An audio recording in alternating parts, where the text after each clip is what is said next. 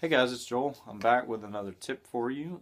Today we're going to talk about tapering again. Not how to taper, but why to taper.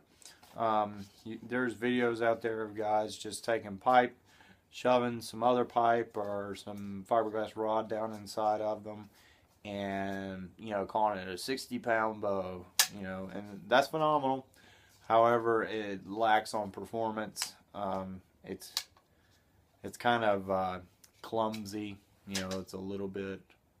Um, it's just not that well technologically advanced. Now, what we do to overcome just a round pipe and being limited, what we can do with a round pipe is by tapering it.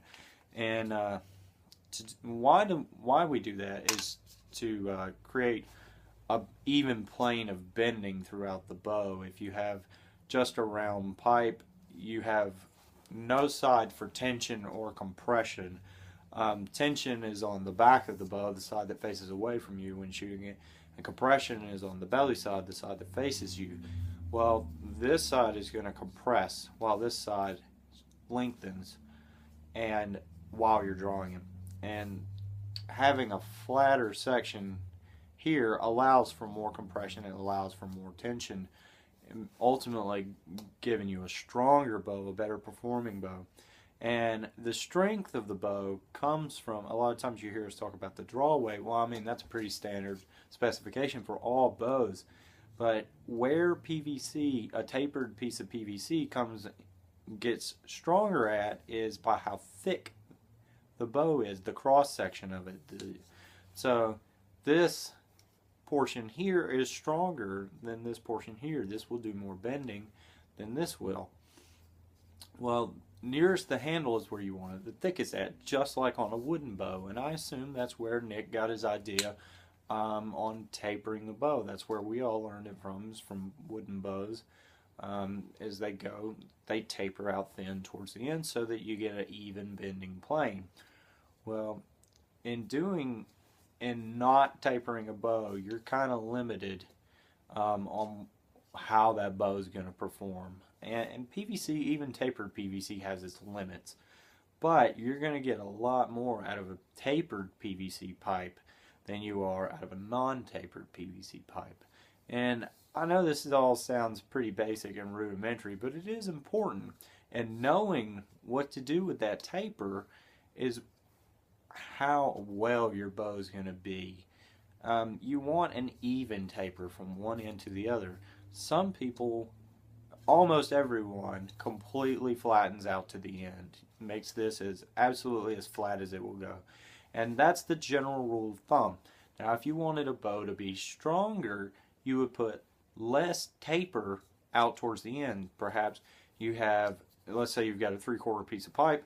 You set this end to 3/4 of an inch on your tapering jig, and then on this end, instead of having it completely flat, maybe you set it to a 1/4 inch space in there so that you don't have it totally flat and there's a thicker cross section of the pipe. Well, that's where you're going to get more strength at, and that's how you would increase the strength of the bow. Now, by increasing the strength of the bow, you put more stresses on the bow. There's more compression forces and more tension forces, and bows almost always fail under compression. PVC pipe bows will fail almost every single time under compression if it's going to fail. Now, if you have it tapered correctly and you don't have any obscure, strange bends in it or weak spots like we've talked about where you have uneven tapering, then you almost won't have a failure unless you're just shooting for the moon and trying to get some strange characteristics out of it. Now, some people have tried C-shaped bows and crab-shaped bows and things like that where they're completely inverted the other way, like the Asiatic composite bows, and you bend them backwards. However, PVC does not like doing that.